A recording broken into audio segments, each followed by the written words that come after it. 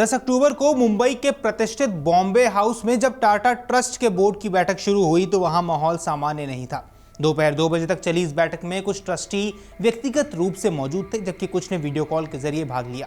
बाहर से सब कुछ व्यवस्थित जरूर लग रहा था, लेकिन अंदर का माहौल तनावपूर्ण था, क्योंकि इस बैठक के केंद्र में सिर्फ फंडिंग या प्रशासन नहीं, बल्कि 156 साल पुराने भारत के सबसे बड़े औद्योगिक समूह टाटा ग्रुप के भीतर बढ़ते मतभेद थे।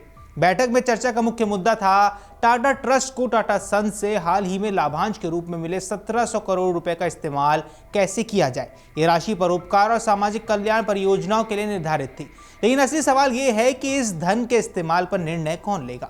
सूत्रों की माने तो बैठक में ट्रस्टियों की नियुक्ति और कार्यकाल को नया करने पर कोई ठोस निर्णय नहीं लिया गया, लेकिन प्रशासनिक पारदर्शिता और नियमों के पालन पर लंबी चर्चा हुई है। टाटा समूह में जारी इस घमासान पर सरकार की नजर भी बनी हुई है। रिपोर्ट्स के मुताबिक हाल ही में हुई ये बोर्ड मीटिंग भी सरकार के हस्तक्षेप के बाद ही संभव हो पाई है। केंद्र सरकार चिंतित है कि अगर टाटा समूह का ये विवाद और गहरा गया तो इसका असर न केवल भारतीय उद्योग जगत पर, बल्कि सीधे अर्थव्यवस्था और निवेश माहौल पर भी पड़ सकता है। दरअसल टाटा ग्रुप भारत की जीडीपी में लगभग 4% का योगदान देता है। इसकी सूचीबद्ध कंपनियों में 25 लाख करोड़ से अधिक का निवेश है। ऐसे में अगर ट्रस्ट और टाटा सन्स के बीच ये टकराव लंबा चलता है तो ये देश के आर्थिक परिदृश्य को हिला सकता है। ये विवाद अचानक नहीं उभरा है। पिछले कुछ महीनों से टाटा ट्रस्ट के भीतर दो गुट बन चुके हैं। एक पक्ष नोएल टाटा यानी दिवंगत रतन टाटा के सौतेले भाई के साथ है, जबकि दूसरा पक्ष मेहली मिस्त्री का संबंध शापूरजी पलोटनजी परिवार से है, जो टाटा सन्स में लगभग 18.37% हिस्सेदारी रखता है, यानी समूह का सबसे बड़ा अल्पसंख्यक शेयरधारक। विवाद की शुरुआत 11 सितंबर 2025 की बैठक से मानी जा रही है। उस बैठक में पूर्व रक्षा सचिव विजय सिंह का टाटा सन्स बोर्ड में फिर से नामित करने का प्रस्ताव रखा गया, लेकिन 4 ट्रस्टियों मेहली मिस्त्री, प्रमित झावरी, जहांगीर एचसी जहांगीर और डेरियस खम्वाटा ने इस प्रस्ताव का विरोध कर दिया। उनका मानना था कि बोर्ड में नामांकन की प्रक्रिया पारदर्शी नहीं है। वहीं नोएल टाटा और वेणु श्रीनिवास इस प्रस्ताव के पक्ष में थे। इस मतभेद के कारण प्रस्ताव रद्द हो गया और विवाद ने तूल पकड़ लिया। बाद में मेहली मिस्त्री ने बोर्ड में नामित करने का सुझाव दिया गया, लेकिन नोएल टाटा और श्रीनिवास ने इसका भी विरोध किया। उनके अनुसार यह कदम टाटा मूल्यों के विपरीत था। अंततः विजय सिंह ने स्वेच्छा से बोर्ड से इस्तीफा दे दिया। अब यह समझना यहां पर जरूरी है कि टाटा ट्रस्ट दरअसल कोई धर्मांध संस्थाओं का समूह है, जिनमें सर दारूबजी टाटा ट्रस्ट और रतन टाटा ट्रस्ट प्रमुख है। ये ट्रस्ट टाटा सन्स में लगभग 67% की हिस्सेदारी रखते हैं। ये हिस्सेदारी इन्हें पूरे टाटा समूह, जिसमें 30 सूचीबद्ध और लगभग 400 कंपनियां शामिल हैं, उसका वास्तविक नियंत्रक बनाती हैं। इसका अर्थ है कि टाटा ट्रस्ट के भीतर कोई भी असहमति सीधे टाटा सन्स की नीति, बोर्ड को नियुक्ति और निवेश निर्णयों को प्रभावित करती है। यही कारण है कि आंतरिक कलह अब सिर्फ एक कॉर्पोरेट विवाद नहीं रहा, बल्कि इसे भारत के औद्योगिक स्थायित्व के लिए भी एक चेतावनी के रूप में देखा जा रहा है। विवाद को बढ़ता देख सरकार ने सक्रिय हस्तक्षेप किया। पिछले सप्ताह गृह मंत्री अमित शाह और वित्त मंत्री निर्मला सीतारमण ने नोएल टाटा और टाटा सन्स के चेयरमैन एन चंद्रशेखरन के साथ उच्च स्तरीय बैठक भी की। इस बैठक में टाटा ट्रस्ट के उपाध्यक्ष वेणु श्रीनिवास और ट्रस्टी डेरियस खम्बाटा भी मौजूद रहे। इस बैठक में मंत्रालय स्तर पर स्थिरता और प्रशासनिक पारदर्शिता सुनिश्चित करने के लिए बताया गया है।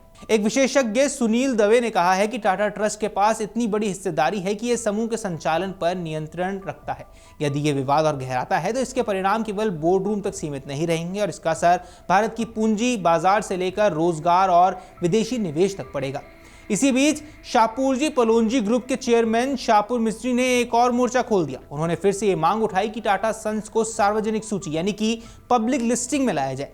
उन्होंने कहा कि आरबीआई की 30 सितंबर 2025 की समय सीमा का गंभीरता और पवित्रता से पालन होना चाहिए। मिस्त्री परिवार का ये रुख पुराना है। वे लंबे समय से टाटा सन्स की पारदर्शिता बढ़ाने और जवाबदेही सुनिश्चित करने की मांग कर रहे हैं। इस बयान ने टाटा ट्रस्ट के भीतर पहले से चल रहे विवादों को एक नई परत जोड़ दी। रतन टाटा की पहली पुण्यतिथि से ठीक पहले ये विवाद सामने आया है और ये बात इसे और ज्यादा प्रतीकात्मक बनाती है। टाटा समूह हमेशा से भारत में कॉर्पोरेट एथिक्स, पारदर्शिता और सामाजिक जिम्मेदारी की मिसाल रहा है। नमक से लेकर सॉफ्टवेयर, स्टील से लेकर सेमीकंडक्टर तक टाटा ग्रुप ने भारतीय औद्योगिकता की वैश्विक मंच पर एक पहचान दी है। लेकिन अब जब दुनिया का आर्थिक माहौल अस्थिर है और भारत स्थिरता की ओर बढ़ रहा है, तब टाटा समूह के भीतर इस तरह की कलह चिंता का विषय जरूर है।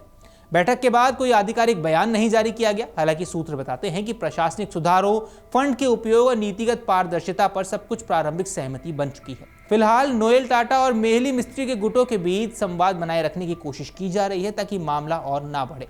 सरकार ने भी संकेत दिए हैं कि अगर विवाद गहराता है तो वह इसे राष्ट्रीय आर्थिक हितों के दायरे में देखेंगे।